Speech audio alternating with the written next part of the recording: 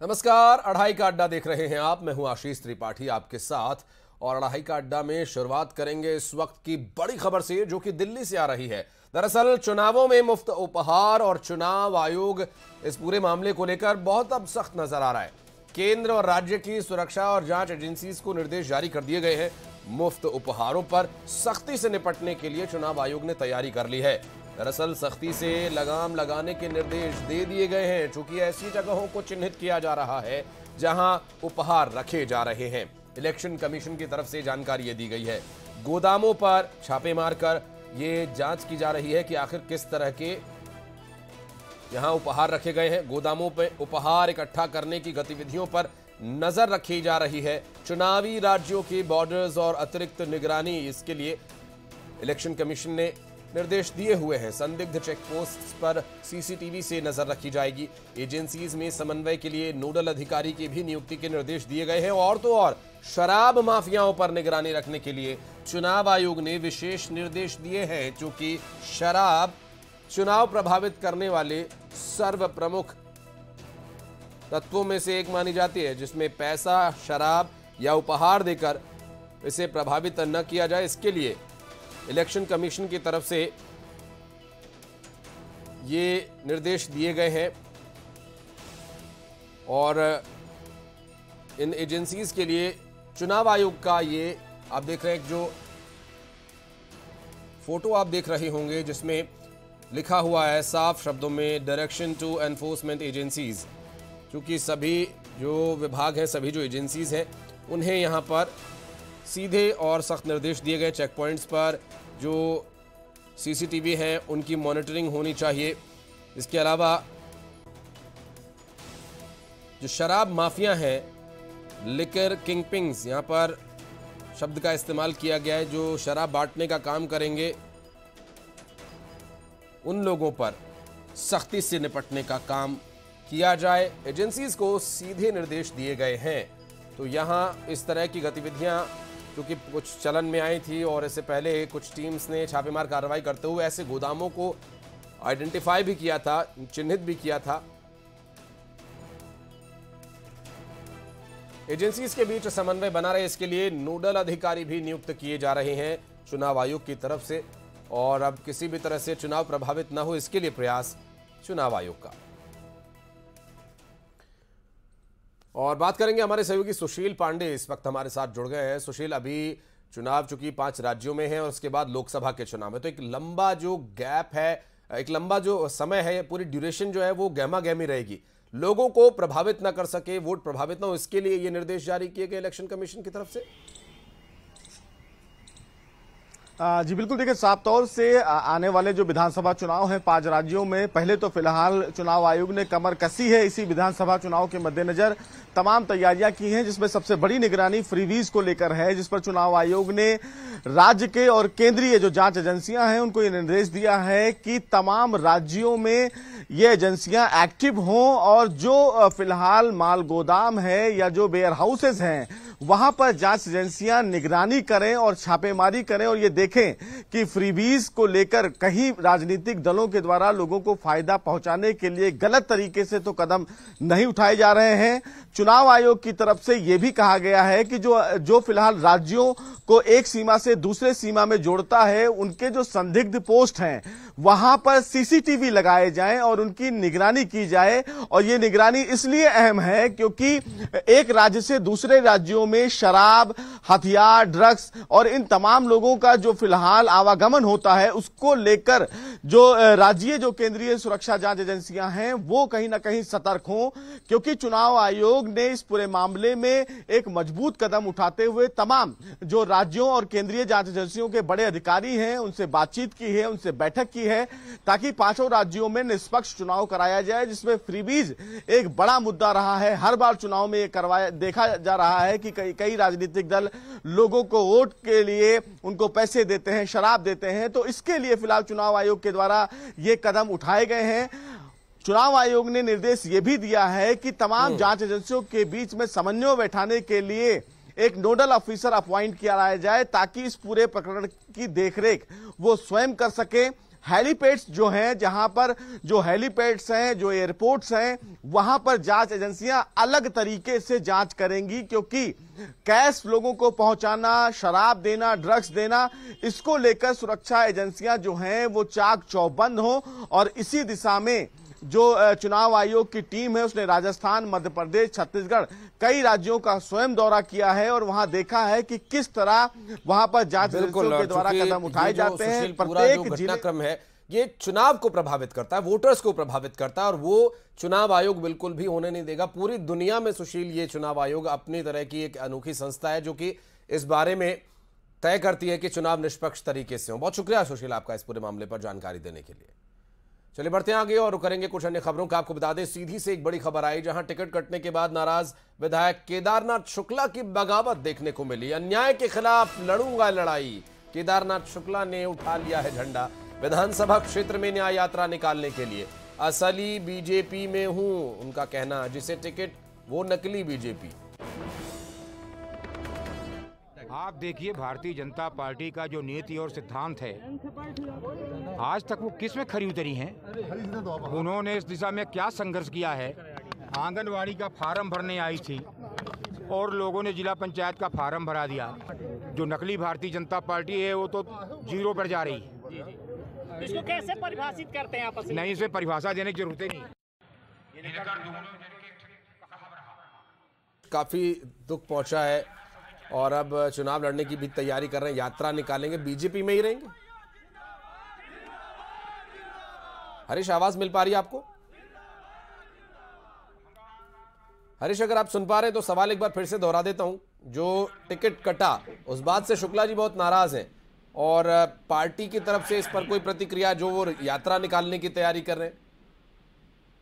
बिल्कुल, जिस तरीके से आज महापंचायत में केदारनाथ शुक्ला ने स्पष्ट कर दिया है कि आगामी विधानसभा चुनाव में सीधी विधानसभा से ही वो चुनाव लड़ेंगे। हालांकि उनकी ये पहली प्राथमिकता है कि वो पार्टी से ही उन्हें कुछ मिले, लेकिन अगर पार्टी से नहीं मिलता है ऐसी स्थिति में उन्होंने जो आज महापंचायत के तहत कार्यकर्ताओं के साथ जो एक शक्ति प्रदर्शन किया है, यह दिखाने की कोशिश की है कि आखिर वजूद क्या है। इसके साथ ही उन्होंने स्पष्ट कर दिया है कि अब हम एक न्याय यात्रा और जो टिकट बंटवारा हुआ है वह गलत तरीके से हुआ है, इसके खिलाफ उन्होंने अब न्याय यात्रा पूरे विधानसभा में निकालेंगे और लोगों के पास अब जा जाके मुलाकात करेंगे। हालांकि उन्होंने अपने आरोप में सांसद रीति पाठक पर भी गंभीर आरोप लगाए हैं। उन्होंने निशाना साधा है कि जो अध्यक्ष थी तो यहाँ आंगनबाड़ी कार्यकर्ता का फॉर्म भरने आई थी और जिला पंचायत अध्यक्ष से उनका सफर शुरू हुआ और आज वह सांसद से लेकर अब विधानसभा तक आ चुकी हैं। जी बिल्कुल, लेकिन ठीक है, अब ये उनकी खींच हो सकती है, ये असली नकली बीजेपी क्या है? देखिए, उन्होंने यह बताने की कोशिश की है कि हम जब लगातार, चूंकि 1990 के दशक से वह लड़ाई जो है तो लड़ते चले आ रहे हैं, और उन्होंने यह बताने की कोशिश की है कि मैं भारतीय जनता पार्टी का असली कार्यकर्ता हूं और जिन्हें टिकट मिला है वह नकली हैं। तो ऐसे में यह समझा जा सकता है, उन्होंने एक बात और बड़ी बात कही है कि किसी को पार्टी से अलग होने की जरूरत नहीं है, जो जिस पद में है उसी पद में रह के जो टिकट बंटवारा हुआ है गलत तरीके से हुआ है, इसकी अन्याय जो हुआ है इसकी लड़ाई लड़ना है। तो उन्होंने यह भी स्पष्ट नहीं किया कि पार्टी से मुझे बगावत करना है या पार्टी से कार्यकर्ताओं को छोड़ना चाहिए, इस्तीफा देना चाहिए। तो तमाम बातों का भी संशय है, लेकिन उन्होंने यह स्पष्ट कर दिया है कि जो पार्टी का टिकट बंटवारा गलत हुआ है, अन्याय हुआ है, इसके खिलाफ उनकी लड़ाई जारी रहेगी और अन्याय की यात्रा भी उन्होंने निकालने का ऐलान कर दिया है। जी बहुत शुक्रिया आपका इस पूरे जानकारी के लिए हरीश। देश रफ्तार के साथ आगे बढ़ रहा है। पीएम मोदी इस रफ्तार को आज और रफ्तार देने वाले हैं। दिल्ली मुंबई एक्सप्रेसवे का उद्घाटन प्रधानमंत्री नरेंद्र मोदी करने वाले हैं और ये एक्सप्रेसवे कैसे यात्रा को बनाएगा सुगम, आइए देखते हैं इस रिपोर्ट में।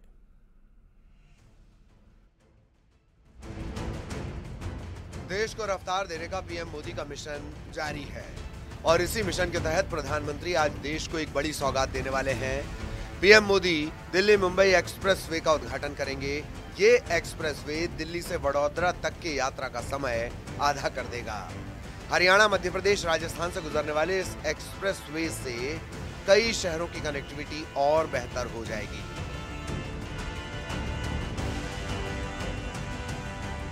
अब 10 घंटे में दिल्ली से वडोदरा, तेजस से भी तेज होगा सफर। पीएम मोदी करेंगे दिल्ली मुंबई एक्सप्रेसवे का उद्घाटन।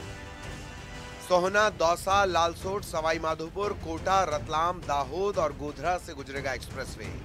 दिल्ली से वडोदरा तक यात्रा का समय हो जाएगा आधा। हरियाणा, मध्य प्रदेश और राजस्थान से गुजरता है एक्सप्रेसवे। 120 किलोमीटर प्रति घंटे की रफ्तार से दौड़ेंगी कार। पहले दिल्ली से वडोदरा तक सफर में 20 घंटे का वक्त लगता था, लेकिन ये एक्सप्रेसवे 10 घंटे में वडोदरा पहुंचा देगा। 12,000 करोड़ की लागत से बना ये एक्सप्रेसवे एमपी के इंदौर, उज्जैन और भोपाल से भी गुजरेगा। दिल्ली मुंबई एक्सप्रेसवे दिल्ली, हरियाणा, राजस्थान, मध्य प्रदेश, गुजरात और महाराष्ट्र को जोड़ेगा। करीब 1 लाख करोड़ की लागत से इसका निर्माण किया जा रहा है। पीएम मोदी इसके दूसरे स्ट्रेच का उद्घाटन करने वाले हैं। मध्य प्रदेश के कई शहरों से होकर गुजरने वाला यह एक्सप्रेसवे चुनावी साल में बीजेपी के लिए एक शो पीस प्रोजेक्ट भी है।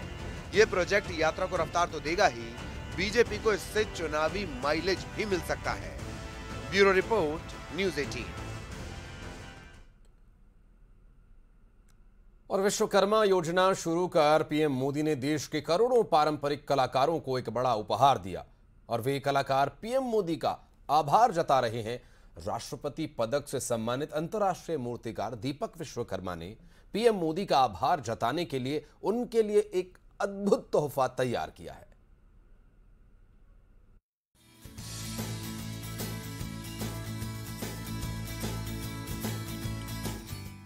ग्वालियर मिंट स्टोन से बनी संगीत सम्राट तानसेन की अद्भुत प्रतिमा देश के दिल की ओर से ये उपहार है, आभार है प्रधानमंत्री नरेंद्र मोदी के लिए। राष्ट्रपति पदक से सम्मानित अंतर्राष्ट्रीय मूर्तिकार दीपक विश्वकर्मा ने पीएम मोदी के लिए बनाई है ये अनोखी मूर्ति।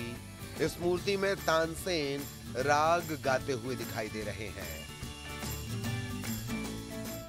ये हमारे माननीय प्रधानमंत्री जी के लिए हमने एक ग्वालियर मिंट स्टोन से एक हमारे जो तानसेन जी हैं, जो सुदवादन सम्राट कहलाते हैं, उनकी एक प्रतिमा का हमने निर्माण किया है यहाँ। और इसमें हमने 4-5 लोगों ने मिलकर ये मूर्तियों का रात दिन करके 2 दिन का हम पे समय था, ये हमने मूर्ति तैयार की। और सभी कलाकार इसलिए ज़्यादा प्रसन्न हैं कि प्रधानमंत्री जी ने इतने बड़े ओहदे पे बैठने के बाद हम जैसे जो विश्वकर्मा कलाकार लोग हैं उनके बारे में इतना सोचा। मेला मैदान में आयोजित कार्यक्रम में पीएम मोदी को तानसेन की ये प्रतिमा सौंपी जाएगी, लेकिन ये सिर्फ उपहार नहीं। प्रधानमंत्री ने पारंपरिक कलाकारों, शिल्पकारों के लिए विश्वकर्मा योजना की शुरुआत की है। इसी का आभार जताने के लिए दीपक विश्वकर्मा ने ये तोहफा तैयार किया है।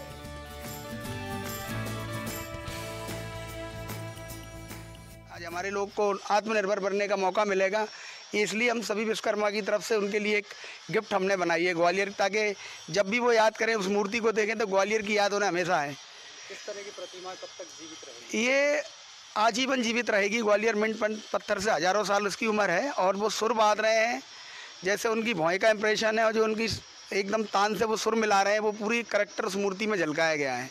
उसकी विशेषता वही है कि उनके चेहरे का जो फीचर्स हैं वो क्लियर बिल्कुल गायकी की तरफ बनाए गए हैं। कला ग्वालियर की रगों में बसी है। यही संगीत सम्राट तानसेन का जन्म हुआ था। कला की इसी दुनिया से कलाकारों की सुध लेने वाले प्रधानमंत्री के लिए दीपक विश्वकर्मा का यह तोहफा अनमोल है। सुशील कौशिक, न्यूज़ 18, ग्वालियर। मिलेट्स यानी मोटा अनाज कई पीढ़ियों से ये भारतीय खान पान का अहम हिस्सा था, लेकिन अब धीरे धीरे ये थाली से गायब ही हो गया। हालांकि अब सरकार ने मिलेट्स की पौष्टिकता और उसके फायदों को देखते हुए एक बार फिर से लोगों तक इसका महत्व पहुंचाने का प्रयास शुरू कर दिया है।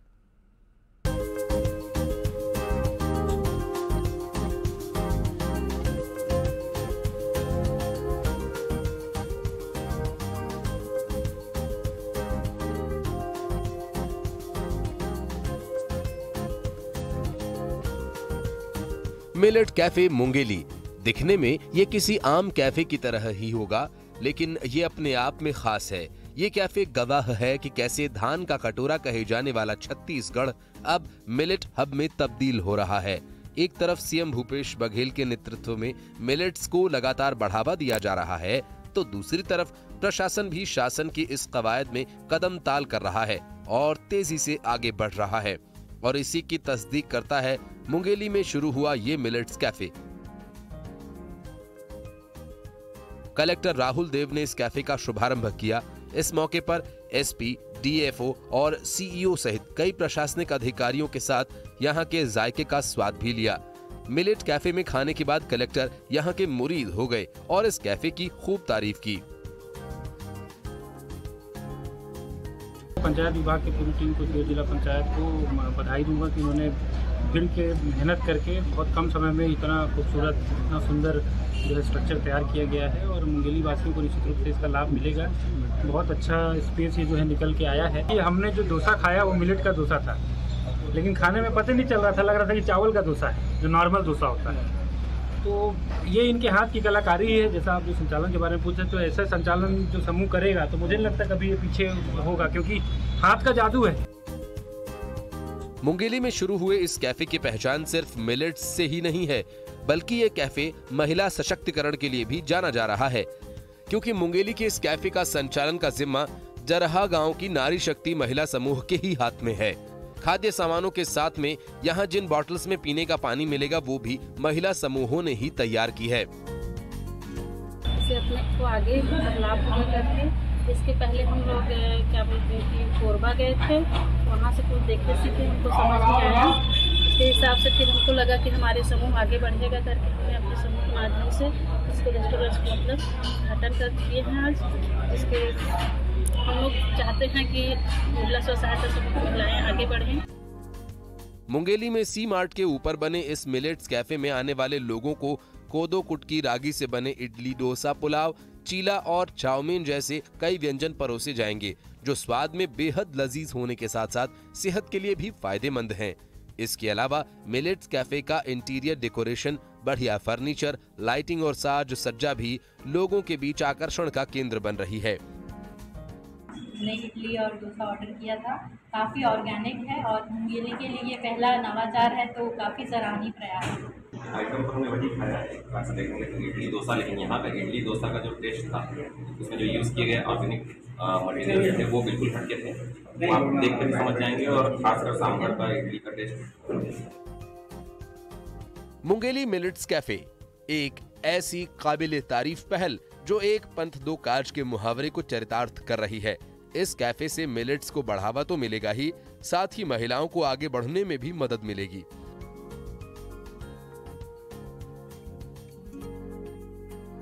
प्रशांत शर्मा, न्यूज़ 18 मुंगेली।